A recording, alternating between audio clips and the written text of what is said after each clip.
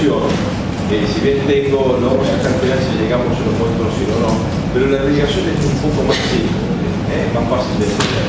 En el tema de la inervación, es decir, la inervación del miembro superior, rápidamente, bueno, uno es esto que es el plexo, el encargado de inervar al miembro superior es el plexo braquial.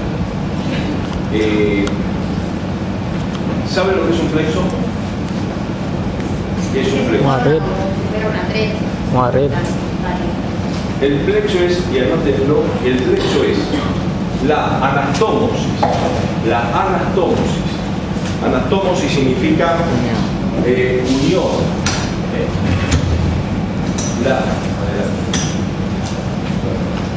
la anastomosis, es decir, la unión de las ramas anteriores de los pares raquídeos.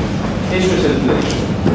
Entonces, todos los plexos que se forman en el organismo se define el plexo como la anastomosis de las ramas anteriores de los pares raquídeos. En el caso del plexo braquial, los nervios raquídeos que intervienen para formar el plexo, son los 4 últimos cervicales, es decir, las 4 últimas ramas anteriores de los nervios cervicales y la primera torácica. Estos son las ramas anteriores de los pares raquídeos que intervienen en la formación del plexo braquial. Cada nervio raquídeo, ¿ustedes se acuerdan del agujero de conjunción? Por el agujero de conjunción de las vértebras sale el nervio raquídeo.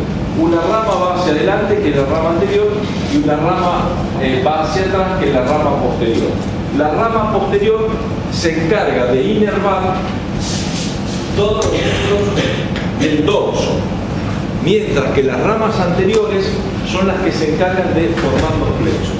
En el caso del plexo braquial, entonces son las ramas anteriores de las 4 últimas cervicales. Cervical 5, 6, 7 y 8, que recibe una rama de la primera torácica y también recibe una rama de la cervical 4. Son ramas, no son los mismos nervios. Pero este esquemita que ustedes lo tienen que aprender a hacer, eso con líneas, así se dibuja el plexo. Bueno, y se constituye de esta manera. Hay toda una descripción que nosotros lo vamos a obviar en cuanto a la formación. Eso lo aprenden ustedes así en base a este esquema. ¿Dónde está este plexo braquial? Está ubicado en una región muy particular, que es esta, que es la región supraclavicular. Esa región que está ubicada por encima de la clavícula y se determina de tal manera que como si se formasen 2 triángulos. ¿Ven? Un triángulo cuya base está hacia arriba, hacia el cuello, y el otro triángulo cuya base está hacia el miembro superior. En el punto donde se cruzan los 2 triángulos, allí que es abajo de la clavícula, es donde se forma, donde empieza la axila, el vértice de la axila, y ahí se empiezan a distribuir los nervios. El plexo braquial entonces es este, que está en esta región, que es la región supraclavicular, y en relación fundamentalmente con 2 músculos, el escaleno anterior y el escaleno medio posterior. Entre esos 2 músculos, este que está acá, ¿ven? Este es el escaleno anterior y el que está atrás, ahí tapadito, es el escaleno posterior. Entonces, el plexo braquial, a nivel de su origen, a nivel de la región supraclavicular, se relaciona con 2 músculos, el escaleno anterior y el escaleno posterior. ¿Cómo es la relación? Pasa en el medio de los dos, entre el escaleno anterior y el escaleno posterior. Por arriba pasa el plexo braquial y por abajo, ven, acá está pasando la arteria subclavia, que es la que se apoya sobre la primera costilla. Esto se ve en los preparados y se ve prácticamente en todos los niveles. Acuérdense de esta relación. Por debajo de la clavícula, entonces, el plexo braquial se desarrolla y va a distribuirse en sus ramas terminales hacia lo que es el miembro superior. ¿Ven? Las ramas terminales, el plexo braquial, así de esta manera, da una gran cantidad de nervios. De los nervios que da el plexo braquial, ustedes lo que se tienen que acordar básicamente son estos que están subrayados en círculos rojos, que son las ramas terminales. El resto, hay una gran cantidad de nervios, como estos, que son los nervios que están destinados a todos. no es necesario de pronto acordarse tanto de estos ramos colaterales que dan el plexo braquial por ahora. No se preguntan habitualmente el nervio del supraescapular dónde sale, el nervio del subclavio dónde sale, el del pectoral lateral. Bueno, estos son todos ramos nerviosos que del plexo braquial van a todos los músculos de la región. Lo que hay que acordarse fundamentalmente es, estos son terminales, que es el nervio musculocutáneo, el nervio axilar o circunflejo, el nervio radial, el nervio mediano, el ulnar o el cavital o cubital y el nervio cutáneo medial del antebrazo y cutáneo medial del brazo. Estos, o también lo pueden encontrar como braquial cutáneo medial. Bueno, estos son los nervios que rápidamente ustedes tienen que identificar en un preparado. Son los que realmente se tienen que acordar. Por ejemplo, acá tenemos el músculo cutáneo. Estos nervios se caracterizan porque pueden tener dos niveles de fibra. ¿Vieron la diferencia de los nervios sensitivos, motores y mixtos? ¿No? Los nervios pueden ser de tres características. Pueden ser nervios sensitivos, pueden ser motores o bien pueden ser mixtos. ¿Qué significa esto? Sensitivos son aquellos nervios que cualquier estímulo que reciben lo transmiten al sistema nervioso central. Todo lo que sea la sensibilidad se transmite al sistema nervioso central. Hay nervios que son exclusivamente sensitivos y no son motores. Hay otros nervios que son motores, que son aquellos nervios que están destinados a los músculos, que no tienen fibras sensitivas, solamente lo que producen es la acción muscular. El nervio sensitivo lleva la información y a través de los nervios motores impulsan a los músculos y hay una acción. Y los mixtos son aquellos que tienen estas dos funciones, sensitivos y motores, al mismo tiempo. Entonces tenemos las tres variedades. El plexo braquial, todo el plexo braquial se caracterizan porque las fibras que tiene el plexo braquial son sensitivas y son motoras. Hay fibras que dan sensibilidad y hay fibras que dan motricidad, por eso que son mixtos. Las ramas terminales, algunas son totalmente motoras, otras son totalmente sensitivas y otras son mixtas, motoras y sensitivas. Esta es la función de los nervios. El nervio musculocutáneo, por ejemplo, es una de las ramas terminales. Y el músculo cutáneo es un nervio que lo van a caracterizar porque lo que se ve prácticamente es que atraviesa en el medio al músculo coracobraquial. Y básicamente da una pequeña inervación a este coracobraquial, pero fundamentalmente dan la sensibilidad a esta región. Creo que es la región esta, la que está en violeta, está dada por el músculo cutáneo. ¿Esto qué significa? Que este nervio, que es el músculo cutáneo, da la sensibilidad a esta región, en violeta. Puede ocurrir que esta región, en la parte lateral y posterior del antebrazo, puede ocurrir que uno tenga alguna molestia o alguna lesión o alguna anomalía en esta región. Por ejemplo, uno se pincha y no le duele, uno se acerca al calor y no le duele. Y uno tiene que pensar que en esta región, desde el punto de vista nervioso, corresponde al nervio musculocutáneo y corresponde a los ramos cervicales de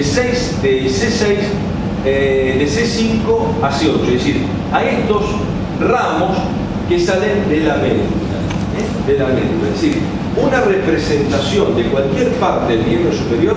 Yo tengo que ir rápidamente al nivel de la médula porque a veces el problema puede estar en la médula y no estar en el miembro superior. Esta es la importancia que tiene. ¿Para qué sirve, por ejemplo, que yo diga que el plexo braquial corresponde a los últimos 4 ramos cervicales con conexión del C4 arriba y del T1 hacia abajo? Con esas ramas, ¿de qué sirve esto? Esto sirve para que cualquier lesión que haya en la mano, uno automáticamente vaya a este origen a nivel de la columna vertebral a ver si una de esas raíces puede estar comprimida, por ejemplo, cuando sale del agujero de conjunción, puede haber un proceso patológico, y a veces la manifestación es el miembro superior. ¿Cuál es el ejemplo común y habitual que se da? Es el del nervio mediano. El nervio mediano, cuando está alterado, yo quiero agarrar esto y se me cae. Hace esto. El nervio mediano agarra así y se me cae. No tengo fuerza. Ese es decir, así, no tengo fuerza. No puedo agarrar esto y se cae. Y yo veo la mano y no tengo nada. Entonces tengo que ir a buscar dónde. Entre C4 y C5, que es el origen del plexo braquial. Porque ahí está en relación con la columna vertebral. Entonces, la importancia que tiene de pronto conocer esta inervación sensitiva a nivel de la piel está dado precisamente por eso. Y así todos los nervios. Así todos los nervios. Con esta metodología. Bueno, y así vemos el origen de los distintos nervios. Y tenemos, por eso quiero apurar un poquito para llegar al final. Acá, uno de esos nervios importantes es el mediano. Y esto se los traigo así rápidamente para que ustedes focalicen la atención, porque el mediano básicamente es el nervio de la mano. Es uno de los nervios de la mano. Los nervios de la mano son tres: mediano, radial y cubital. Pero el mediano tiene una acción muy importante, fundamentalmente en el hecho de agarrar y aprender. Por eso es que la inervación que el mediano hace es muy importante. La inervación motora, en el antebrazo, acá, el nervio mediano inerva todos los músculos del antebrazo, excepto el cubital anterior y los dos fascículos internos del flexor profundo de los brazos. Esto es lo que inerva el nervio mediano en el antebrazo. Así, concreto. A ustedes en el libro le va a aparecer que el nervio mediano va a dar una rama al flexor como un social, otra rama al tal. No hace falta estudiar eso. Simplemente lo que tienen que decir es que todos los músculos del antebrazo están inervados por el nervio mediano, excepto ¿cuál? El cubital anterior y los dos fascículos internos del flexor profundo de los brazos. Con eso ya en el antebrazo dice lo que tiene que conocer. En la mano, esto, que es muy importante, no se acuerdan nunca. Sí. El antebrazo es la parte anterior. Anterior, sí. Sí, antebrazo anterior, perdón. En la parte anterior del antebrazo, está explicado, pero sí. En la mano, inerva toda la evidencia telar, o sea, esto lo piden, ¿no? Músculo de la mano. Sí.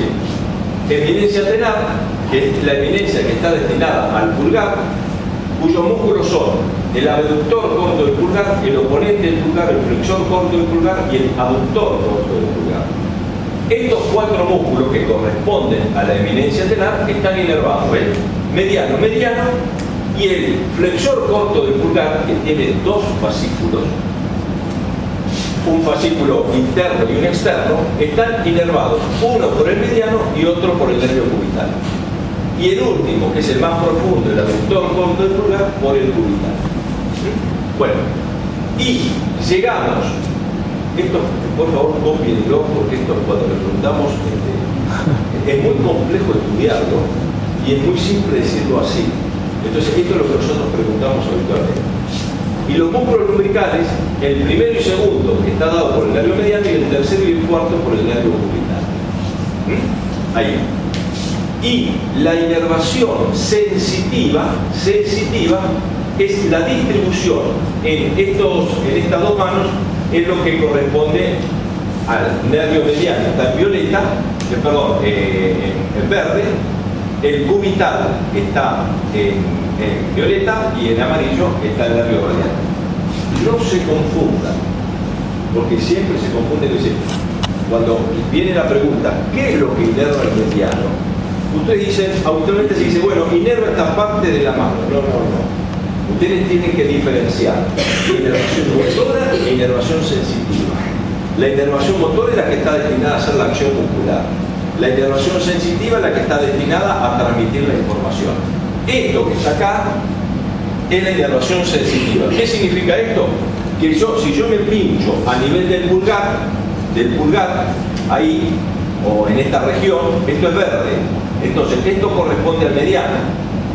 y salta a nivel del dedo índice, del dedo medio, parte del dedo anular y parte del pulgar. Es decir, que si yo me pincho en esta región, en la mano acá, ahí corresponde al nervio mediano. Y ahí tengo que ver, para ver qué pasa, me tengo que ir a nivel de la C4 a la C7 para ver qué posibilidades tengo en cuanto a si hay alguna alteración a ese nivel. Lo mismo sucede con el cubital y lo mismo sucede con el radial, pero esto es inervación sensitiva. Lo importante entonces es hacer la diferenciación entre uno y otro. ¿Están, chicos? Bien. El nervio cubital hacemos exactamente lo mismo. Y fíjense que la inervación motora en el antebrazo, siempre en la parte anterior, inerva el músculo cubital y los dos fascículos internos, el flexor profundo de los dedos, que era lo que no inervaba el mediano. En la mano, la eminencia hipotenar, es decir, la que corresponde a este sector, y el fascículo interno del flexor corto del pulgar, lo que habíamos visto anteriormente. E inerva todos los interocios, todos los palmares y el tercer y cuarto músculo lumbrical. Esto se pregunta.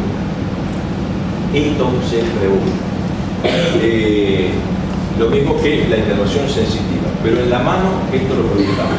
Esta es la forma más sencilla de aprender la inervación de los músculos de la mano, porque cuando lo lean va a ser complejo, o lo han leído, lo han visto y no es tan fácil, se confunde. Entonces, esta ténganlo bien presente.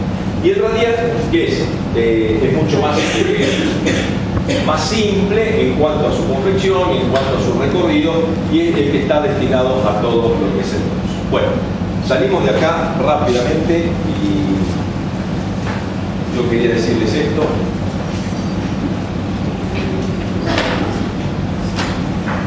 Vamos a ver.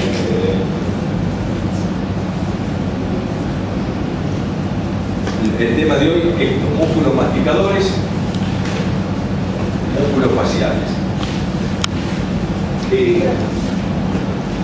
Los músculos masticadores son dos grandes ítems dentro de lo que es la cabeza y el cuello.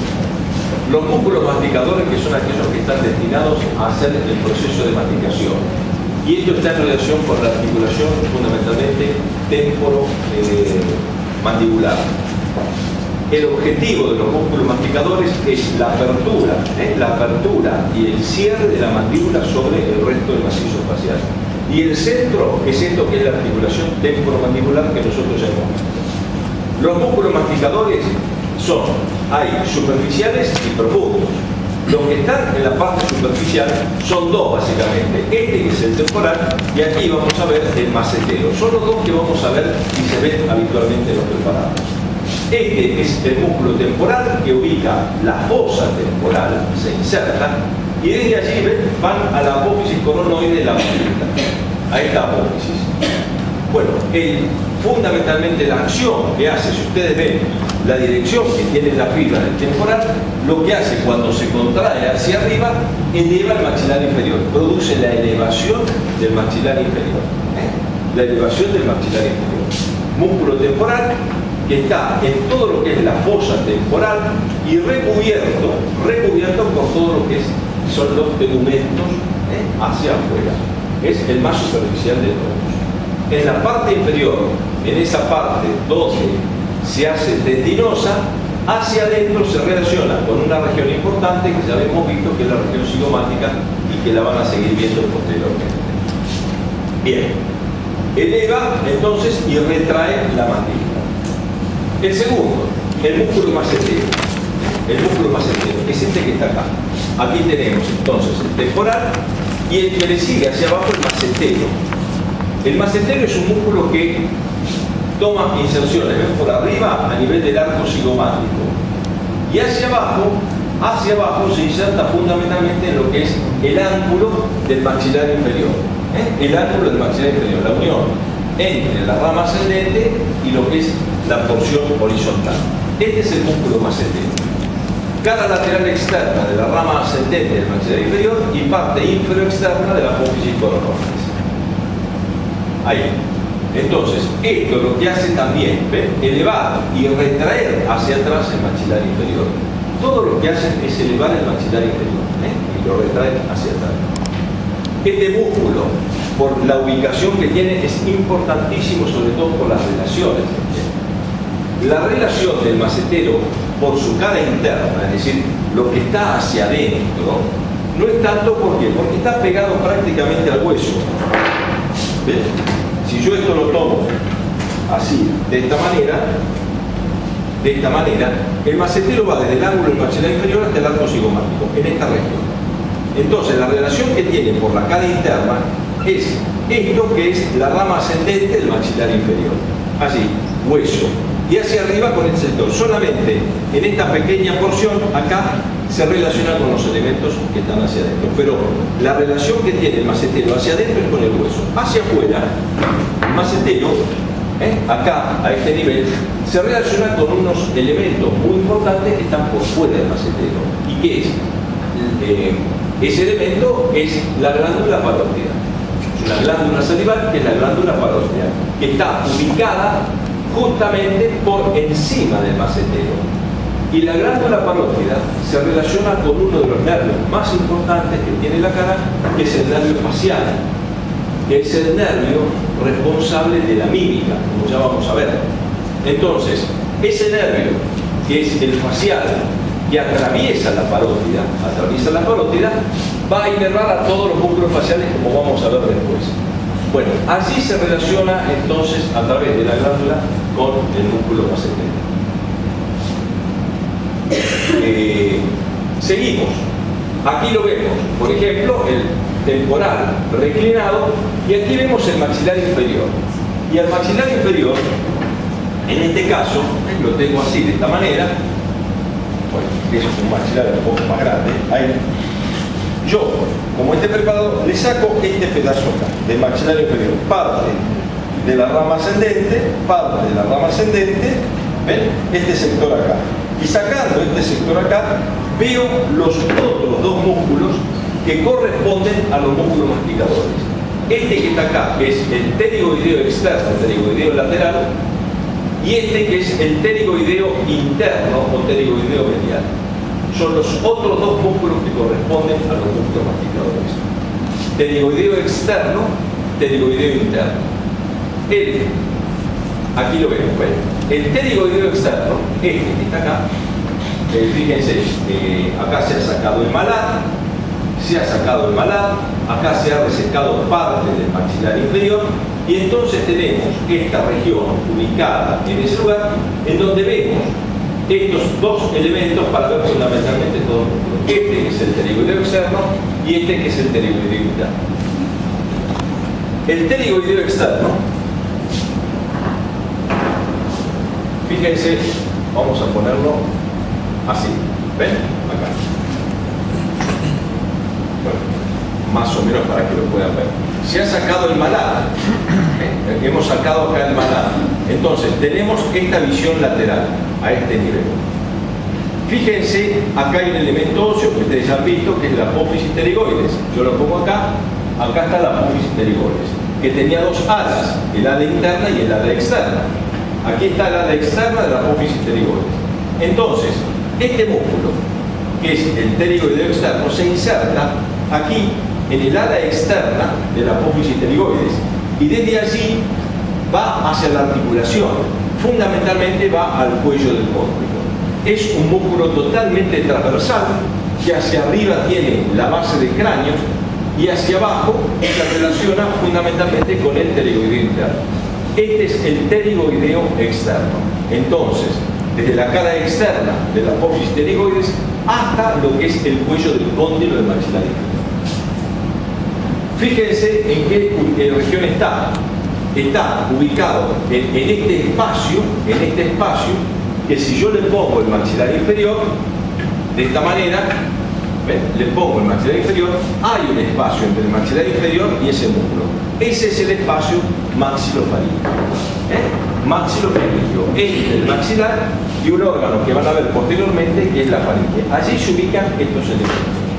Ahí hay nervios, en ese espacio hay nervios, arterias, una cantidad de elementos vasculares y nerviosos muy importantes, pero están ubicados a ese nivel.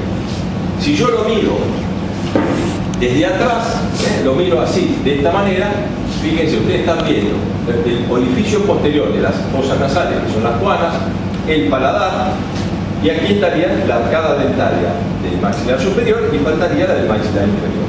Entonces, un músculo que al lado de atrás va a la articulación, siempre va a la articulación, va al cuello del cóndilo y el transversal, ese es el pterigoideo externo, siempre.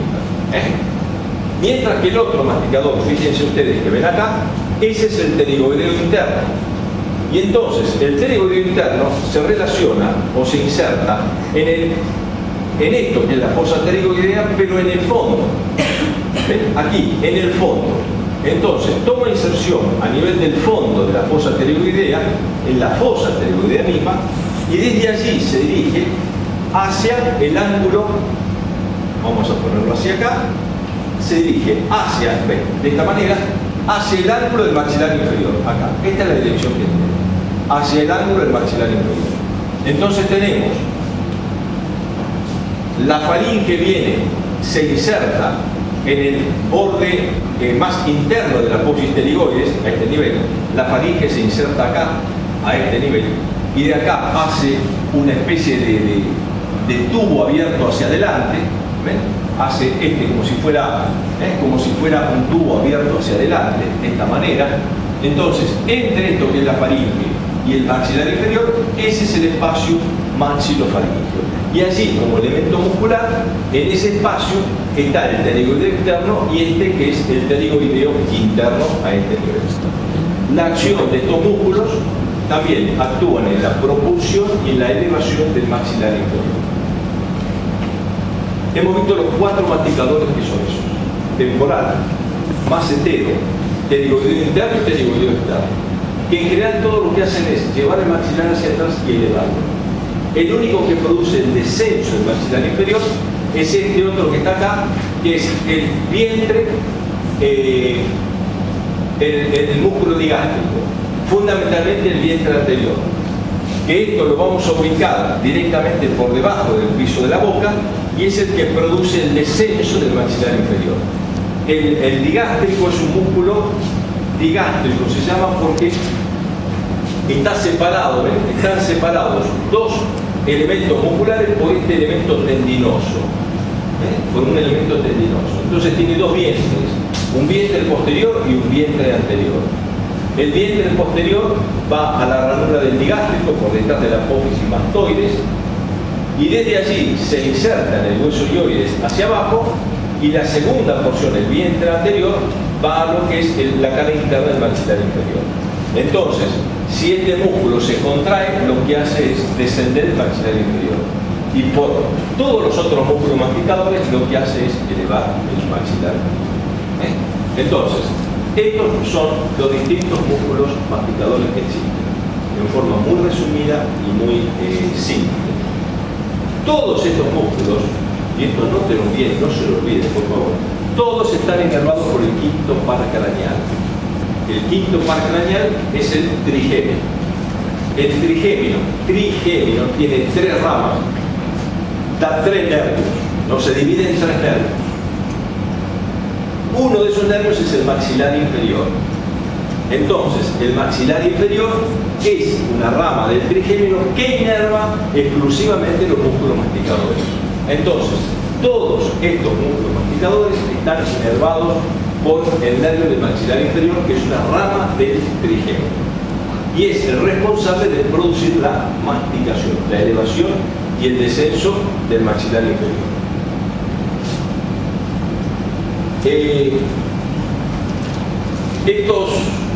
Yo prefiero que ustedes entiendan esto primero. Hay que entender dónde está.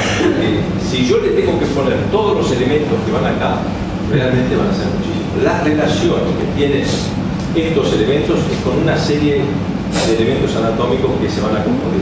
Vayan agregando uno por uno. Ustedes vieron el esqueleto. Bueno, ahora lo que van a ver es el músculo. Y después van a ver las partes blandas que intervienen, o sea, que rellenan todo esto. Entonces, estudiense bien los músculos y entiéndanlo cómo van. Porque el espacio maxilofaríngeo es muy difícil de entender si no se ubican temporalmente. Entonces, entiéndanlo. Y después viene la parte de irrigación, y después viene la parte de órgano, y uno le va sumando cosas. Pero lo primero que tienen que entender es esa parte. Vimos la parte ósea. Bueno, ahora ven lo que estas partes óseas cómo se están cerrando. Si tienen un ratito, denle una ojeadita hacia la parte ósea para recordar. Las apófisis del ligoide, el maxilar superior, el maxilar inferior. Denle un vistazo, aunque sea, para recordar los elementos óseos. Bien. Bueno, fíjense en esto, bueno, volvemos a repetir en la parte posterior, y acá con la diferencia de que este espacio, este es el borde posterior de la rama ascendente, el ángulo del maxilar inferior, esta es la cara interna de la rama ascendente, el cuello del cóndilo, un músculo que es el pterigoideo externo. ¿Por qué? Porque va al cuello del cóndilo, el interno va al ángulo del maxilar inferior, y este espacio que está acá, ese es el espacio maxilofaríngeo. Del otro lado, fíjense cómo en ese espacio maxilofaríngeo ya aparecen una gran cantidad de elementos venosos, arteriales, nerviosos, que están ubicados en ese espacio y que desde el cuello ascienden hacia la cabeza y de la cabeza descienden hacia lo que es el cuello. Van a ver arterias muy importantes. Ahí ves, ya están, se está viendo cómo aparecen en este espacio estos elementos. ¿Dónde está la faringe? La faringe está acá.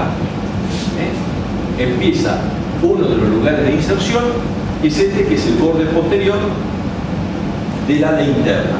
Desde allí hace que, como si fuera una U abierta hacia adelante, hace este trabajo y se vuelve a unir al otro lado. De tal manera que, si esta es la faringe, este es el espacio maxilofaríngeo. Estos elementos están en el espacio, en dicho espacio. Bien.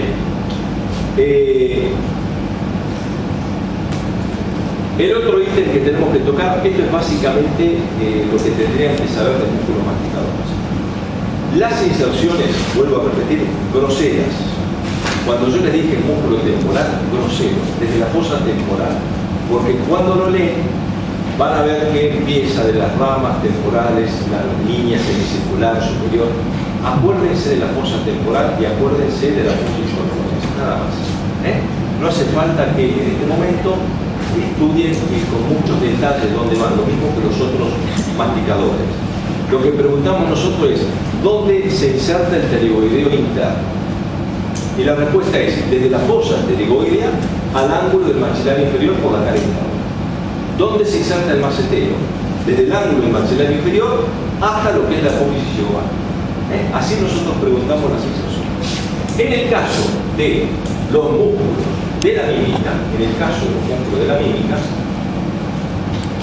hay una gran cantidad de músculos que corresponden a lo que es la mímica.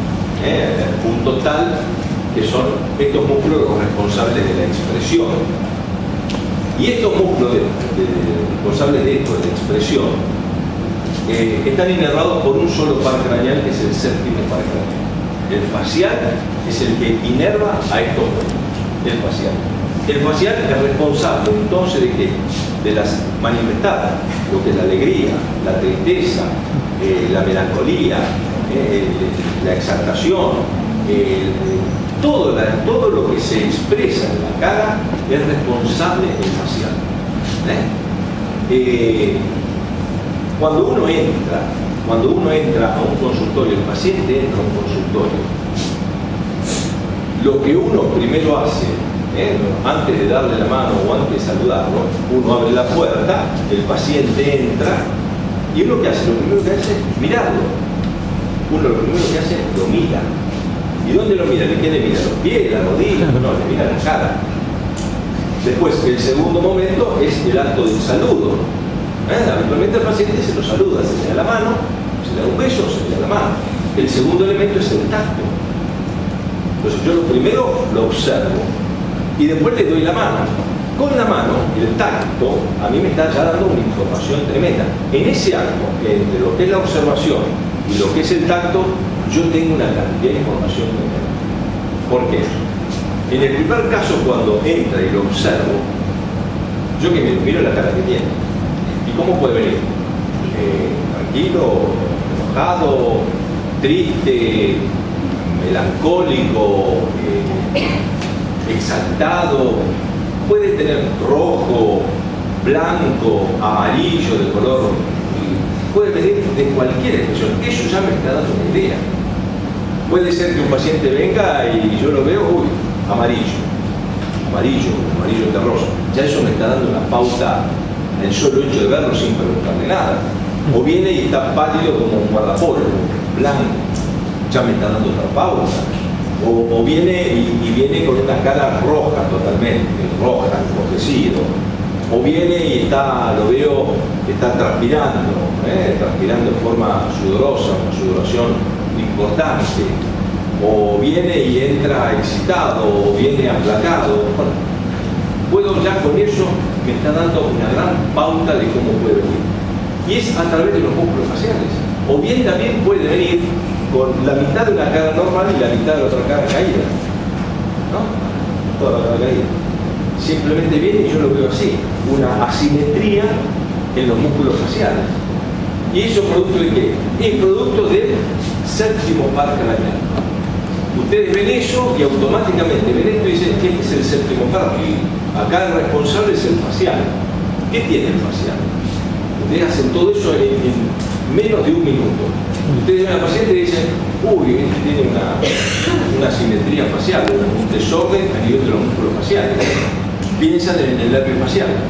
Y ahí en 2 minutos piensan, bueno, puede ser un problema viral, puede ser un problema inflamatorio o puede ser un tumor.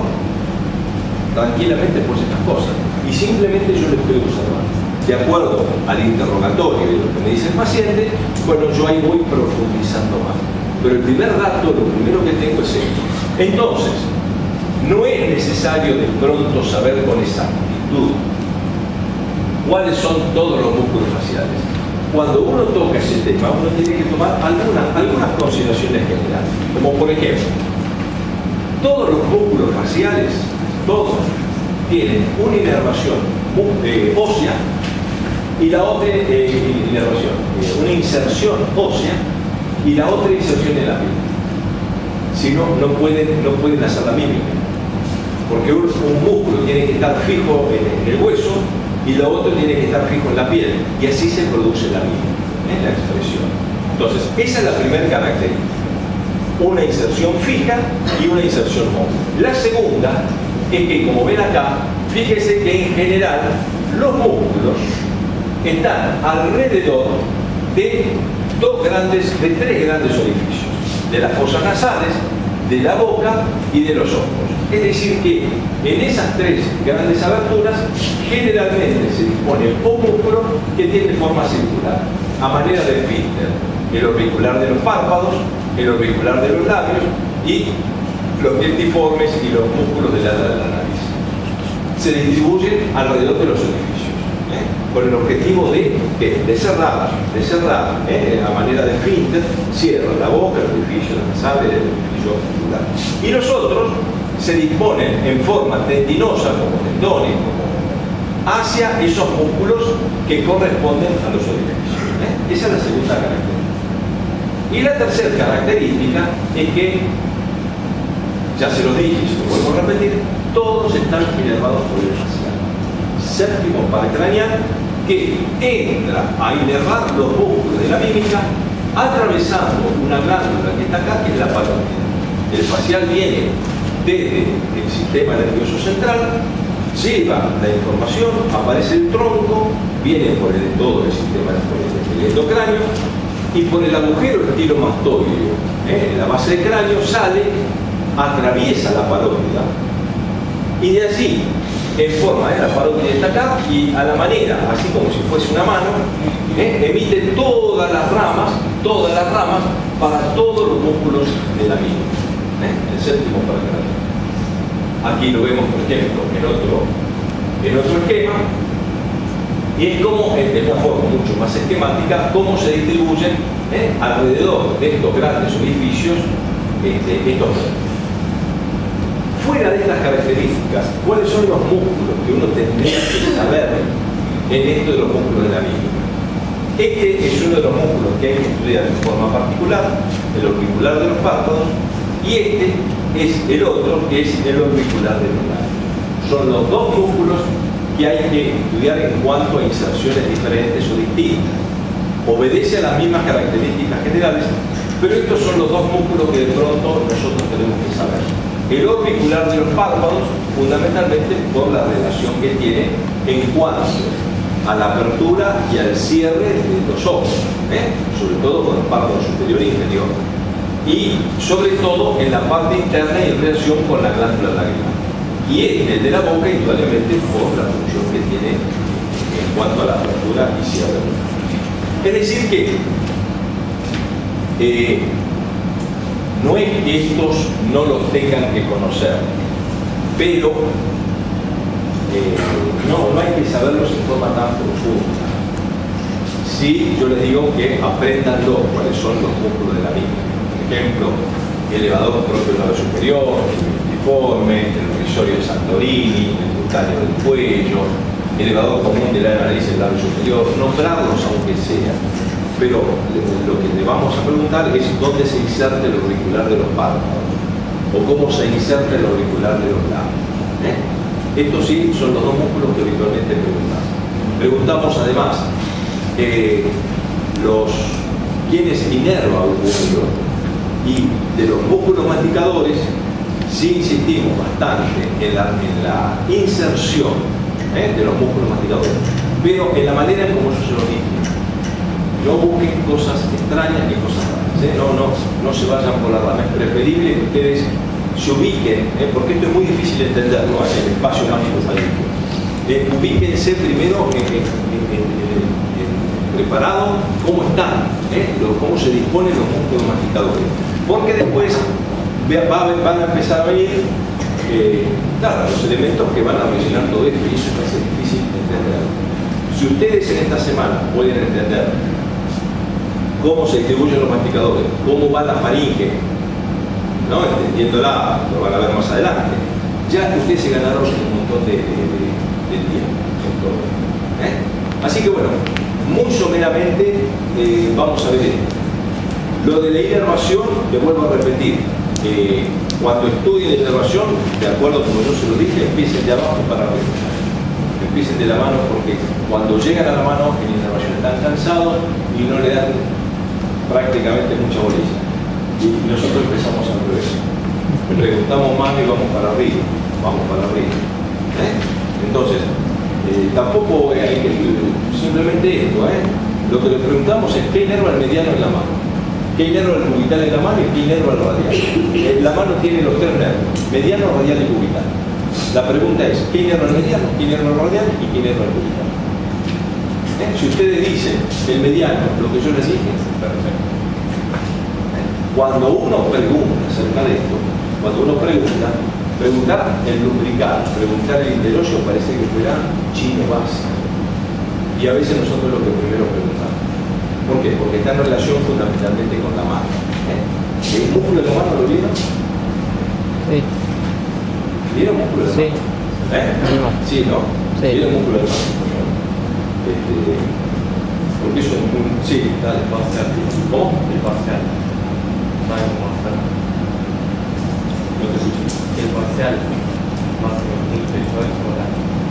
El parcial, Sí. el próximo parcial, Sí. las mismas características. Wow. Igual que el anterior. Y Lo que pasa es que van a tener más cosas. No va a ser tan chico. los preparados van a hacer fotos de... Sí, seguramente. En ningún momento va a ser complicado. Lo que van a tener son muchas más cosas. O sea, van a haber muchas más cosas. No es solamente hueso. No, pero falta, sí. Va a salir. Pero bueno, las preguntas van a ser, ustedes preocupense por estudiar, porque va a ser simple como como el primero, no va a haber complicadas preguntas, no vamos a preguntar cosas, preguntamos estas cosas, dónde se inserta el cerebro, todo este tipo de cosas. No vamos a profundizar para nada. Pero lo importante es que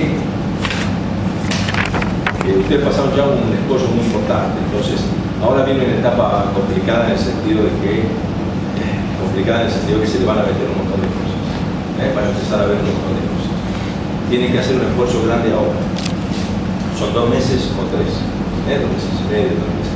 Porque ahora empieza esto y ya empieza nervioso y bueno, y empiezan una serie de cosas que se van a empezar a incorporar. Entonces por ahí van a tener que hacer un esfuerzo un poquito más importante, porque bueno, van a haber más cosas. Así que nada, 2-3 meses y después ya tienen el final en sí.